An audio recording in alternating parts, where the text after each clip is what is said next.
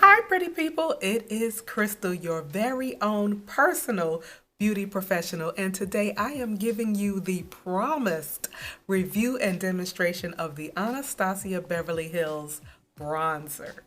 Now, I didn't want to just throw at you any old information or first impressions. I wanted to give you a really thorough and quality review to the extent possible. I wanted to give you some news you can really use because these bronzers are not fly by night or limited edition. They're permanent, and so I wanted to really give them a good test run so I can tell you whether or not you should make them a permanent addition to your collection. One of the things I like about the ABH brand is that you can tell that they do, for the most part, put a good deal of thought into their products, not only market research and whether it will sell or not, but they do put thought into the color range. They put thought into it having a wide range of appeal. And the other thing I like about the brand is that it's great for your everyday girl, and it also is appealing to the makeup artist or the makeup artist in you. So I like that they kind of strike that nice balance. ABH is also a bit of a trendsetter in the makeup industry. They try to stay current or sometimes a little ahead of the trends, but they balance their brand with some good staple pieces. And a bronzer is what I would consider a nice staple piece in a person's makeup collection. But the question is whether or not this formula and these colors are staple piece worthy. If you're unfamiliar with bronzer or how to wear it or the variety of ways that you can wear it, I've done a very nice, detailed, dedicated video on bronzer, how to wear it, what's the difference between bronzer, contour, and blush. So I will definitely link that for you, and I deliberately posted that video first so you could really have a full appreciation for bronzers, what they do, what they don't do, kind of how they should look, so that we can jump right into the basics on these. The first thing you're going to probably want to know is what is the color selection. Gratefully, I received all 6 of the bronzers. I've worn all 6 of the bronzers. I've even worn all 6 of them at the same time, and I'll explain the reason why a little later. Let's go over the 6 bronzer options that they have, keeping in mind that to get a true, beautiful, natural bronze, you really only need to go 1 to 2 shades deeper.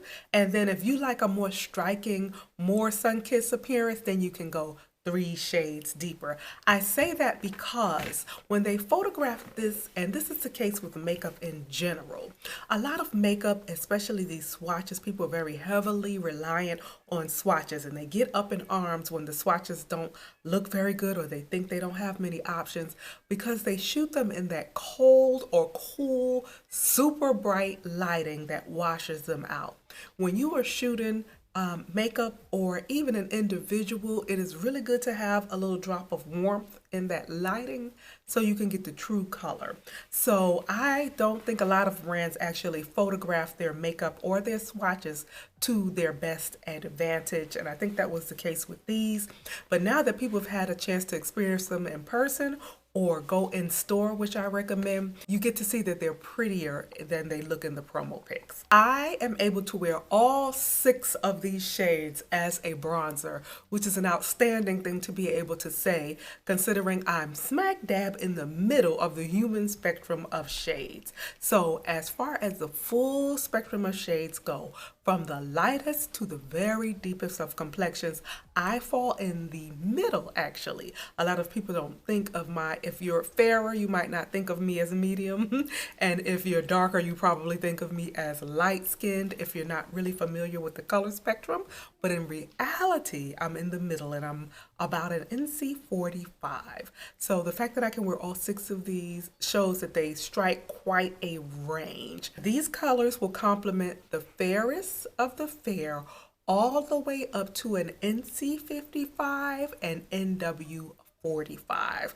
I saw a gorgeous YouTuber named Nima Tang, and she features a lot of products on deep skin. She has that very deep skin.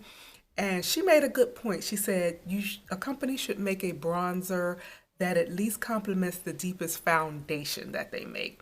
So with that being said, ABH probably has room for about 2 more shades to really complete their range. The other thing about bronzers is that they don't swatch as an eyeshadow would swatch. That's the thing about both blushes and bronzers. You can get a sense of the color, but don't look for this amazing payoff because it's supposed to disperse on the skin, sheer, and be buildable. And so it's not going to be as striking as it would if you swatch an eyeshadow, which means you'll get like a really almost dusty sort of shade, even if it shows up well as a bronzer on the face. Most times it's not the most exciting thing in a swatch. Rather than try to show you dull swatches, which will do nothing for them, I will show you the bronzers on different skin tones. I am currently wearing Rich Amber on myself, but I will show them to you in the pan and describe them as far as ABH describes them and my experience with them. Very lightest shade is called Rosewood, and it looks very fair, but it's beautiful and it is deep enough to bronze me. It's described as a light golden, and it's recommended for lighter skin tones. But to me, it has a whisper of coolness in there, a whisper of rose. It has the perfect name, Rosewood. This will complement your fairer skin tones. The undertones in the different bronzers in the range, some are more golden, some are a little bit more neutral, cool. None of them are too red or too muddy. The next shade is called Tawny, and it's described as a light terracotta, and I think they hit the nail on the head because that's precisely what it is. This earthy, rosy terracotta shade. This will also complement lighter complexions in the NC20, NC30 range. But again, it also complements your deeper skin tones because I can wear this. This is my least favorite of them all because it leans a little cooler and slightly warmer looks better on my skin tone. Even the Rosewood, which is lighter than this, maybe because it has a little bit more of that gold, was much more flattering on me than the Tawny. But if you like the cooler, neutral ones, then you would probably like the Tawny. The next shade up is what I'm wearing today. This is Rich Amber, and it's described as a neutral honey, I believe. And I think that's an accurate description of it. Again, I'm wearing that today. It gives a beautiful hint of warmth and depth and richness to my NC45 skin. This is going to complement my complexion, a wee bit darker than me, and all of the colors that are lighter than me. And I like that it leans a little neutral, which is probably why this is one of the more universally flattering shades, the Rich Amber. And I believe Norvina might have said that she wears this shade. Now we're getting deeper. This one is Cappuccino. Cappuccino is a deep golden brown, and I think that's a really nice description of it. This is a beautiful one. I know a lot of women, when they go for bronzer, they really want it to sculpt out the face, and the Cappuccino will do that for you. Gives you a beautiful warmth, beautiful sun-kissed glow. This is a pretty one. This shade is Saddle, another beautiful one. This is going to be gorgeous on my bronzy skin tones, on my fair redheads, and on my deeper like NC50s if you want something a little softer, but that still warms up your complexion. Saddle is beautiful. It's sort of like this light auburn amber color. And then the deepest shade of them all is Mahogany. And this is just this beautiful, rich mocha. It's going to give you that expensive sun-kissed glow. You've spent the week on the beach type of situation. The Mahogany is going to flatter the NC45 range, NC40, 45 range, all the way up to NC55, NW45, maybe even an NW50, it would warm up as well. We've talked about the color, let's talk about the formula and whether it lives up to its promises.